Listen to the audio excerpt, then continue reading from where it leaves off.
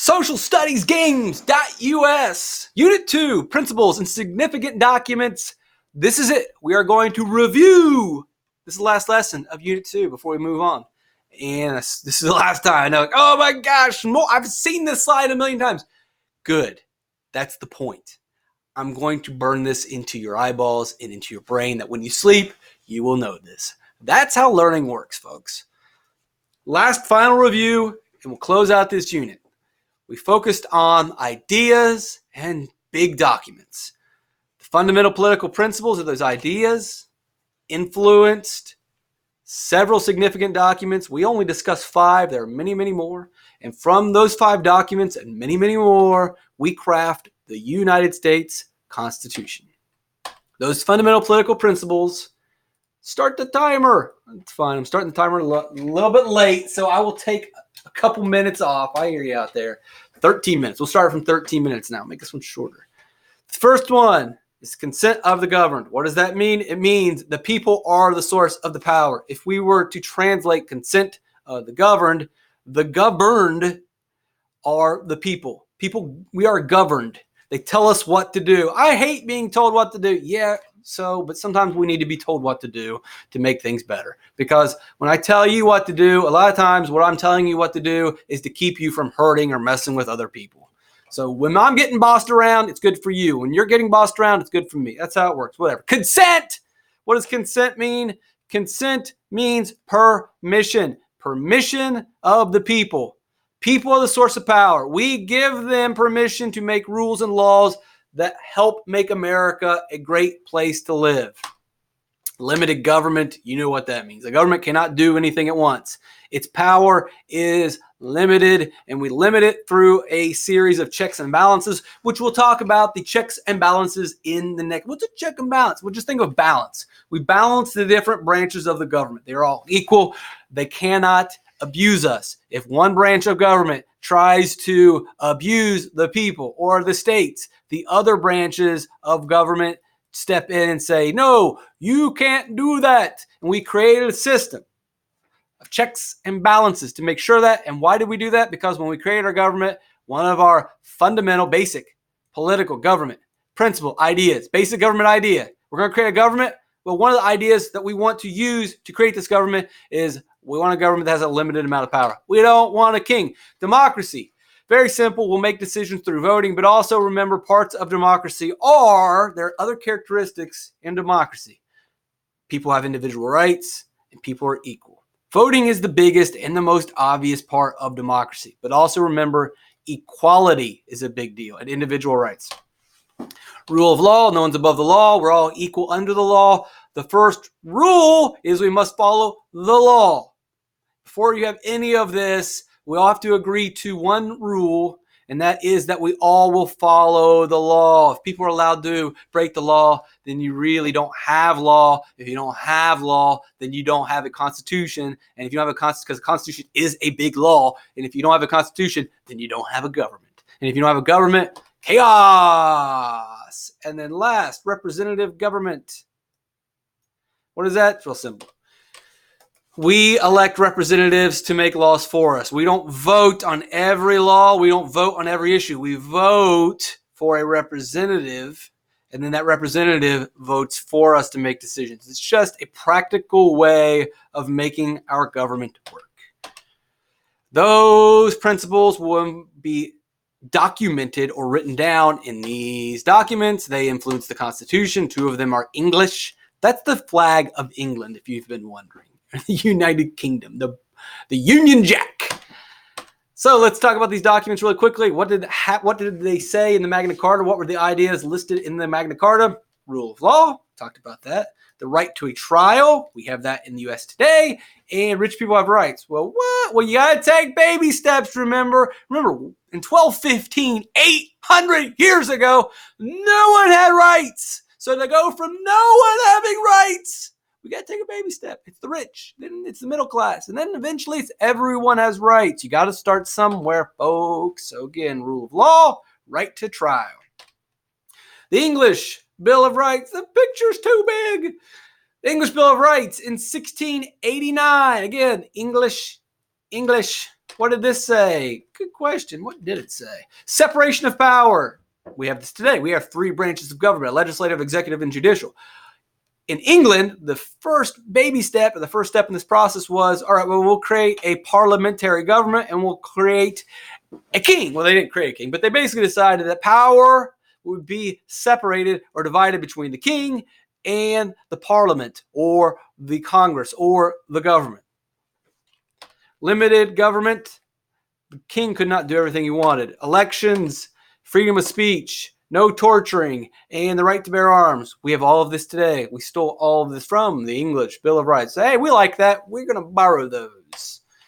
Charter of Virginia Company of London ensured that people living in America in 1607, at the very beginning, the very first Americans had rights. So the very first Americans from day one-ish, Americans had rights. And today we have rights because when we started this thing, and in the document we used to start this thing called America, we made sure that the rights in England in the Magna Carta and the rights in the English Bill of Rights applied to the New World.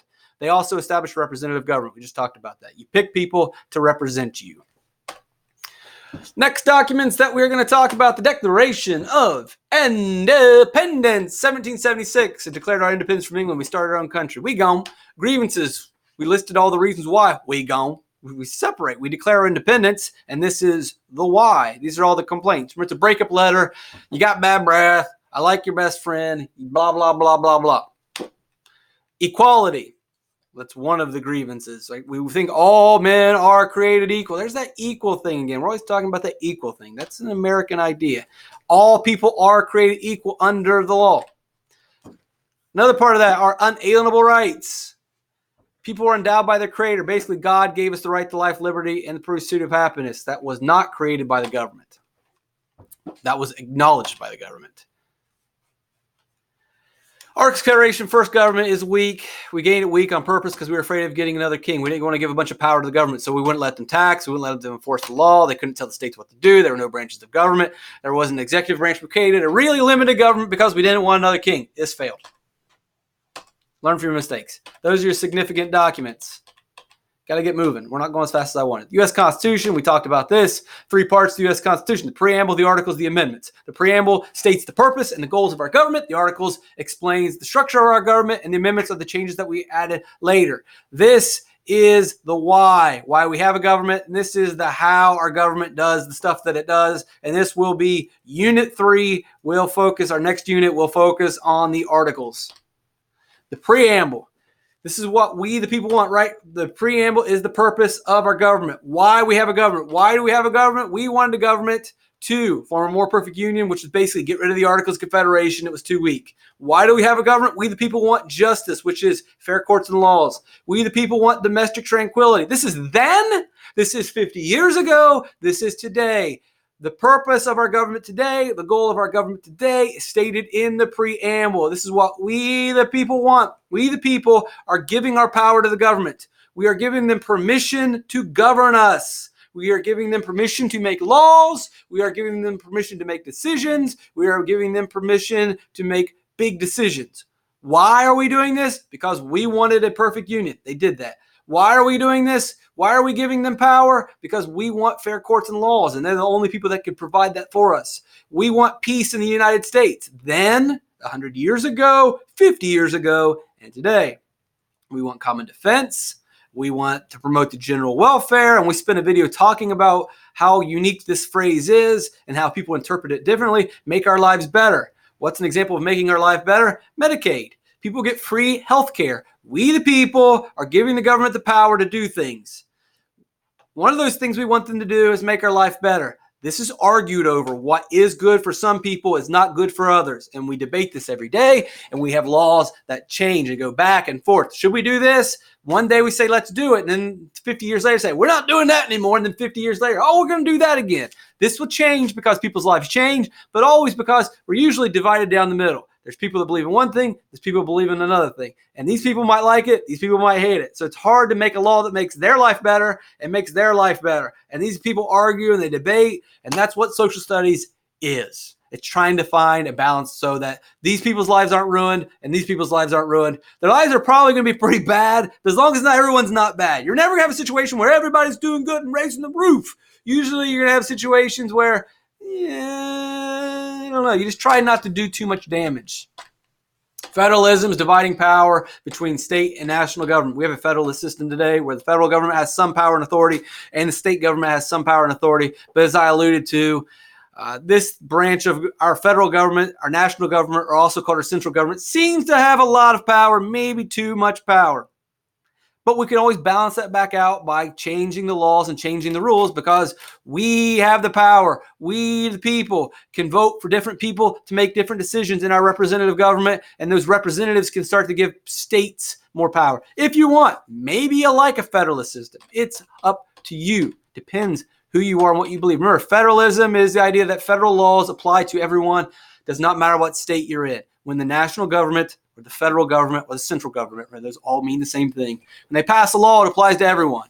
The 14th Amendment of the U.S. Constitution says that we are all equal. We all have equal protection of the law. Your race, you're still equal. Your gender, you're still equal. Your sex, you're still equal. Everyone is equal. Pollution, that is another example of a federal law. It wouldn't make sense to allow North Carolina to dump garbage and be polluting when South Carolina isn't allowed to do it. Because if North Carolina is polluting the air, South Carolina is basically breathing the same air. That wouldn't make sense. So you need some federal laws that make sure everybody in every state are doing smart things. Also, we have laws that protect people with disability. We shouldn't allow one state to abuse people in wheelchairs. We shouldn't allow one state to abuse people who may not have as much brain power as another. We should protect everyone. Again, it goes back to equal protection under the law. But some states can make their own laws. They're allowed to do their own thing. We've talked about gun laws, tax laws, high taxes, low taxes, healthcare, death penalties. There's a bunch of different stuff that I haven't even put on here, but schools are even different. In some schools, you have to get higher test scores. In some states, you go to school longer. Here in North Carolina, we have 180 days. I don't know what it is in Florida, but I think it's probably like 170 days. I'm moving to Florida. Hey, see ya. Elastic clause, remember, you can stretch the law. Well, not you, but the federal government has decided to stretch the laws out and do what is necessary and proper. You stretch it out. Just because the Constitution doesn't say they can do it or doesn't say they can't do it, it doesn't have to be. The government can make any law they think is necessary and proper. And the example is there is nothing in here about making a national bank. The government does not have the power to make a bank. It's not in the Constitution. You can't create your own. But Alexander Hamilton argues that, well, it's necessary and it's proper. And this is in the Constitution. So the government can make any law that's necessary and proper. So if he thinks a bank is necessary and he makes that argument based on the preamble and promoting the general welfare, he says, nope, it's necessary, it's proper, so then we can do it. The elastic clause is a loose interpretation of the U.S. Constitution. Remember, any law that's necessary or proper. You promote the general welfare, well, does it make our life better? Yes, then you can do it according to the elastic clause.